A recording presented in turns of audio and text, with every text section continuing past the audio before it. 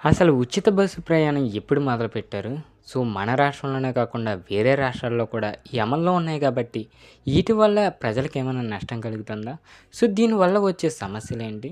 అసలు ఉచిత బస్సు ప్రయాణం ఎంతవరకు కరెక్టు? ఈరోజు వీడియోలో అయితే టాపిక్‌లో తెలుసుకుందాం. సో, వీడియోని ఎవరైతే కొత్తవారు చూస్తున్నారో, ఇంట్రెస్టింగ్ స్టోరీస్ అండ్ ఫ్యాక్ట్స్ కోసం మన ఛానల్‌ని తప్పకుండా సబ్స్క్రైబ్ అయితే చేసుకోండి. సో, నా సజెషన్ ప్రకారం ఉచిత బస్సు ప్రయాణం అనేది ప్రజల్ని వాళ్ళ ఇబ్బందుల్లో పెట్టడానికే తప్పించి, రాష్ట్రం ఆర్థిక వ్యవస్థను దెబ్బతీయడానికే తప్పించి, ఎందుకు పనికిరాదని నా ఉద్దేశం. సో, రీసెంట్ టైంలో తెలంగాణ, ఆంధ్రప్రదేశ్ రాష్ట్రాల్లో 2 గవర్నమెంట్స్ ఉచిత బస్సు పథకాలను అయితే ప్రవేశపెట్టింది. సో, ఆ పథకాల అమలులో కొన్ని ఆర్థిక నష్టాలు కూడా ఎదురవుతున్నాయి. సో, ఈ నష్టాలు అనేక కారణాల వలన చోటు చేసుకుంటాయి. సో, వాటిలో కొన్ని కీ పాయింట్స్ ఉన్నాయి. ఆదాయం తగ్గుదల. ఉచిత ప్రయాణం కారణంగా బస్సులు టికెట్ ధరల ద్వారా వచ్చే ఆదాయం తగ్గిపోతుంది. ఇది ప్రభుత్వ రంగం రవాణా సంస్థలపై అంటే ఆర్టీసీకి నష్టంగా మారుతుంది. ఆల్రెడీ మీరు తెలంగాణ గవర్నమెంట్ చూసుకుండొచ్చు. సో, అక్కడ ఎంత ఇబ్బంది పడ్డారో ఫస్ట్‌లో. సో, ఈ చెల్లింపులు పెరుగుదల కూడా ఉంటుంది. డీజిల్, మరమ్మతులు, డ్రైవర్లు, సిబ్బందికి జీతాలు వంటి ఆర్థిక భారం కూడా ప్రభుత్వంపై అయితే పెరుగుతుంది. సో, మనం ఖర్చు పెడితేనే కదా, ప్రభుత్వమే కదా ఫ్రీగా బస్సు అంటే ఎవరిస్తారు డబ్బులు? సో, ఆ సిబ్బంది కూడా పెరుగుతుంది. ఇక ప్రయాణ సంఖ్య కూడా ఎక్కువ పెరిగిపోతుంది. ఎందుకంటే ఉచిత ప్రయాణం కారణంగా ప్రయాణికుల సంఖ్య అధికమవడం వల్ల బస్సుల నిర్వహణలో అదనపు ఖర్చులైతే వస్తాయి. సో, ఇక ప్రభుత్వ సబ్సిడీ పెరుగుదల కూడా ఉంటుంది.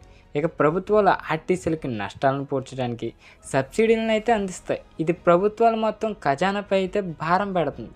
సో, ఎప్పుడైతే ఇలా పెరిగిందో అప్పుడే ఇది. సో, ఇక పరిష్కారాలు ఏంటంటే ప్రయాణం కోసం ఒకరి పరిధి నిర్ణయించడం, అంటే గమ్యస్థానాలకు మాత్రమే ఉచిత ప్రయాణం అనేది చెప్పడం. అంటే ఎక్కడి వరకు అక్కడి వరకు, ఎక్కడి నుంచి స్టాపులు ఉంటాయి కదా. సో, రెగ్యులర్గా వెళ్ళే స్టాపుల్లో మీరు ఎక్కడి వరకు ఉంటారో అక్కడి వరకు అయితేనే బాగుంటాయి. ఇక సాంకేతిక పరిజ్ఞానం ఉపయోగించి లెక్కలు సాధారణంగా నిర్వహించుకోవడం. రోజుకి ఎంత అవుతుంది, ఎంతమంది ఎక్కుతున్నారని. సో, ఇక ఆర్టీసీ ఆదాయాన్ని పెంచడానికి ఇతర మార్గాలను కూడా పరిశీలించాలి. సో, అసలు ఇవి ప్రజలకి మంచిదేనని చాలామందికి ఒక డౌట్ అయితే ఉంది.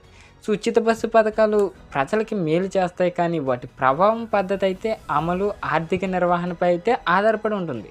ఈ పథకాల మేలును దుష్ప్రభావాలను అయితే పరిశీలిస్తే మనకు ఇటు లాభాలు ఉంటాయి, ఇటు నష్టాలు ఉంటాయి. సో, ఆర్థిక సహాయం ఇది పేద మధ్యతరగతి ప్రజలకు ఇది పెద్ద ఆర్థిక ఉపశమనం అనే చెప్పొచ్చు. వారు ప్రయాణ ఖర్చులను తగ్గించుకోవడానికి తమ ఆదాయాన్ని ఇతర అవసరాలకైతే ఉపయోగించుకోవచ్చు. ఇంకొకటి ప్రవేశం కల్పించడం. విద్యార్థులు, మహిళలు, వృద్ధులు ఇలాంటి వర్గాలకు చెందిన వారికి మాత్రమే ప్రయాణ సౌలభ్యం ఎక్కువ అవుతుంది. సో, మిగతా వాళ్ళకైతే అనవసరం అనుకోండి. సో, ఇక పర్యావరణ రక్షణ. ఉచిత రవాణా ప్రజలను వ్యక్తిగత వాహనాల వినియోగం తగ్గించేందుకైతే ప్రోత్సహిస్తుంది. దీంతో ట్రాఫిక్ కాలుష్యం కూడా 2 తగ్గుతాయి. సో, ఇక సమయం సౌలభ్యం. ఈ పథకాలు సమర్థవంతంగా అమలైతే ప్రయాణ సమయాన్ని కూడా తగ్గించగలం. సో, వీటి వల్ల చిన్న చిన్న సమస్యలు కూడా ఉన్నాయి. అదే ఆర్థిక భారం. ప్రభుత్వం తగిన వనరులు లేకుండా పథకాన్ని కొనసాగిస్తే దీని ప్రభావం వేరే ప్రాధాన్యత గల రంగాలపై అయితే ఉంటుంది. అదే విద్య, వైద్యం మీద పడవచ్చు. సో, ఇక గుర్తింపు సమస్యలు కూడా ఉంటాయి. ఈ పథకాలు నిజంగా అర్హులైన వారిని చేరుకుంటాయనే అనుమానాలు కూడా కొన్ని సందర్భాలు అయితే ఎదురవుతాయి. ఇక సమర్థవంతమైన నిర్వహణ. ప్రయాణికుల సంఖ్య పెరిగినప్పుడు గందరగోళం, రద్దీ వంటి సమస్యలు అయితే రావచ్చు. ఇక ఆర్టీసీ లాభ నష్టాలు కూడా. దీర్ఘకాలంలో ఆర్టీసీ లాభ నష్టాల్లోకి వెళ్ళడం వల్ల సేవల నాణ్యత తగ్గే ప్రమాదం కూడా ఎక్కువ ఉంది. ఈ పథకాలు ప్రజల కష్టాలు తీరుస్తాయి. ముఖ్యంగా ఆర్థికంగా వెనకబడ్డ వర్గాలకి చాలా మేలు చేస్తాయి. కానీ దీర్ఘకాలంలో ఇవి ప్రయోజనకరంగా ఉండేందుకైతే ప్రభుత్వం సరైన ఆర్థిక నిర్వహణ, స్పష్టమైన అమలు విధానాలు, ఇక పథకాన్ని అర్హులకు మాత్రమే అందేలా పర్యవేక్షణ పెట్టాలి. సో, ఇక ఇది ఫస్ట్ ఎక్కడ మొదలుపెట్టారనేది కొంతమంది తెలుసు, కొంతమందికి అయితే తెలియదు.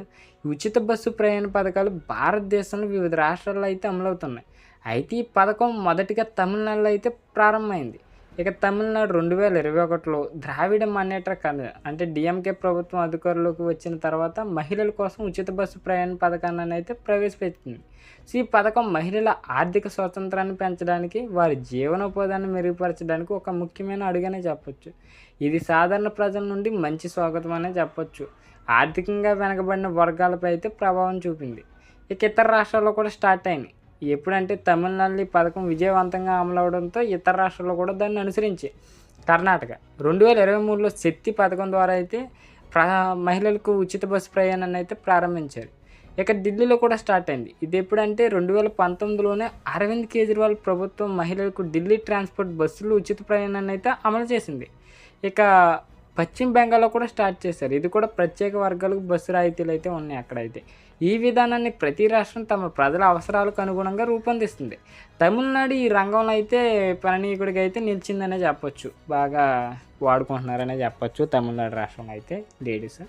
సో ఇది ఎలా ప్రయాణిస్తారనేది డౌట్ ఉంది కదా. సో ఈ ఉచిత బస్సు పథకాల్లో ప్రయాణ విధానం తేలిగ్గా ప్రజలకు అనుకూలంగా రూపొందించబడింది.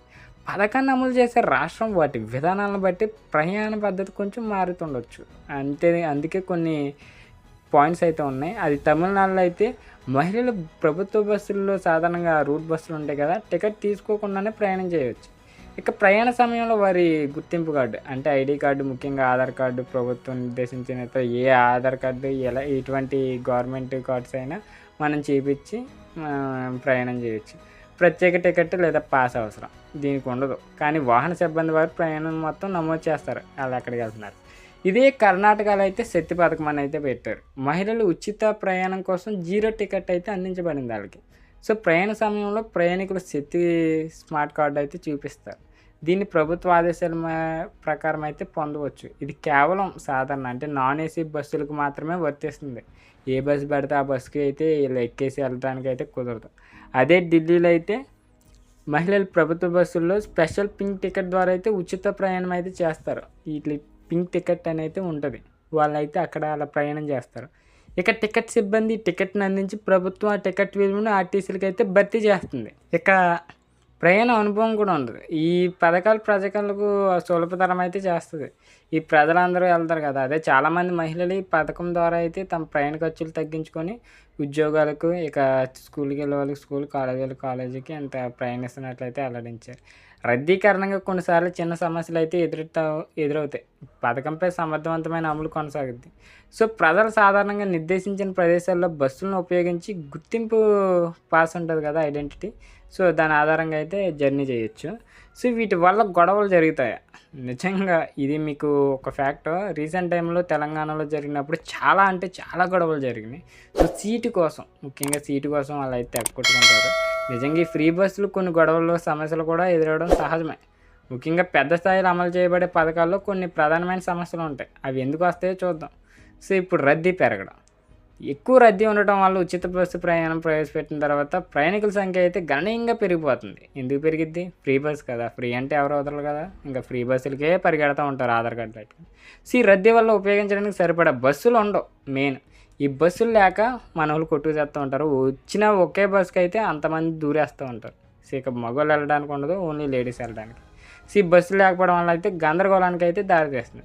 ఇక ప్రయాణికుల మధ్య సీట్లకు సంబంధించి వివాదాలు అయితే ఎక్కువ జరుగుతాయి. ఈ సీట్ నాది, ఆ సీట్ నాది, నేను ముందుకు చెప్పేసాను, నేను తర్వాతగా చెప్పేసాను, ఇలాగలగానే కొట్టేసుకుంటారు. ఇక అంతేకాదు, బస్సు సిబ్బంది సమస్యలు కూడా ఉంటాయి. కొంతమంది డ్రైవర్లు, కండక్టర్లు అధిక పని ఒత్తిడి అయితే ఎదుర్కొంటారు. ఇక 0 టికెట్ లేదా పింక్ టికెట్ లాంటి విధానాలు సరిగ్గా అమలు చేయకపోవడం వల్ల ప్రయాణికుల సిబ్బంది మధ్య గొడవలు అయితే వస్తాయి. సో ఇవి ఇంకో పాయింట్ ఏంటంటే అక్రమ ప్రయోజనాలు. కొంతమంది అర్హులకి ఉచిత ప్రయాణం వర్తించాలనే నియమాన్ని దుర్వినియోగం చేస్తూ ఉంటారు. మీరు చూసుకోవచ్చు, అమ్మాయి రూపంలో ఒక అబ్బాయి వెళ్ళి ఇలా దొరికేశారని. సో ఇలాంటి ఇన్సిడెంట్ కూడా జరిగితే, సో కొన్ని ప్రాంతాల్లో ప్రయాణికులు తగిన గుర్తింపు లేకుండా ప్రయాణించడానికి ప్రయత్నించడం అయితే గొడవలకు కారణం అవుతాయి. సో ఈ వేరే స్టేట్ వాళ్ళు కూడా వచ్చేసి అమ్మాయిలు వెళ్ళిపోతారు కదా, అలాగా. సో ఇక ఆర్థిక నష్టాలు కూడా, ఆర్టీసీ ఆర్థిక నష్టాలు. బస్సు పథకాల నిర్వహణకైతే అవసరమైన నిధులు ప్రభుత్వం ఆర్టీసీలకు అయితే సరైన సమయంలో అందించకపోవడం వల్ల ఈ రవాణా సర్వీసులు ప్రభావితం అయితే అవుతాయి. ఇది సిబ్బంది నిరసనలు, గందరగోళానికి అయితే దారితీస్తుంది. ఇక ఫైనల్ పాయింట్ ఏంటంటే ప్రత్యక్ష ప్రయాణికులు గొడవలే. మహిళలకు ప్రత్యేక సీట్లు లేదా ఉచిత ప్రయాణ హక్కు ఇచ్చినప్పుడు ఇతర ప్రయాణికులు అంటే మన పురుషులకి దీని గురించి అసంతృప్తి వ్యక్తం చేసే సందర్భాలు చాలా ఉంటాయి. వీటి వల్ల మన మగవాళ్ళకైతే ప్లేస్ ఉండదు, ఇంకా ఆడవాళ్ళు వెళ్తారు. వాళ్ళు కూర్చునే స్థలాల కోసం చర్చలు, గొడవలు జరుగుతూనే ఉంటాయి. సో అసలు ఆన్సర్స్ ఏంటంటే ఇక వీటికి బస్సు సంఖ్యను పెంచాలి, ఇలాంటి రద్దీని నియంత్రించాలి, ఇంకా గంటల ప్రకారం విభజన అంటే ప్రయాణికుల కోసం ప్రత్యేక సమయాలు ఏర్పాటు చేయాలి. ఇక సిబ్బందికి శిక్షణ, ఈ సిబ్బందిని ఎలా సున్నితంగా చేయాలో, డీల్ చేయాలి, అన్నీ ఎదుర్కోవడానికి ఒక శిక్షణ కూడా ఇవ్వాలి. అదే డైరెక్టర్లకి, కండక్టర్లకి, డ్రైవర్లకి, వీళ్ళకి. సో ఇక టెక్నికల్లో సాంకేతిక ఆన్లైన్ స్మార్ట్ కార్డుల ద్వారా ఎలా యూజ్ చేయాలి, రిజిస్ట్రేషన్ ఎలా చేయాలి, ఇవన్నీ అయితే నేర్చుకోవాలి. ఇది సమర్థవంతమైన అమలు ఉంటేనే ఈ సమస్యలు క్రమంగా తగ్గిపోతాయి. ప్రభుత్వం, ప్రయాణికుల మధ్య సహకారం ఉంటేనే గొడవలకు నివారించడమే సాధ్యమవుతుంది. అంతే తప్పించి వీళ్ళ మధ్య అండర్స్టాండింగ్ లేక, వాళ్ళ మధ్య అండర్స్టాండింగ్ లేక ప్రభుత్వాలు అయితే ఏం చేయలేవు. సో ఇది కాన్ఫిల్ట్. ఉచిత బస్సు ప్రయాణం వల్ల కొన్ని లాభాలు కొన్ని నష్టాలు కూడా ఉన్నాయని ఈ వీడియోలో మీరు తెలుసుకున్నారు కదా. వీడియో నచ్చితే తప్పకుండా లైక్ చేయండి. ఇలాంటి ఇంట్రెస్టింగ్ స్టోరీస్ అండ్ ఫ్యాక్ట్స్ కోసం మన ఛానల్ తప్పకుండా సబ్స్క్రైబ్ అయితే చేసుకోండి.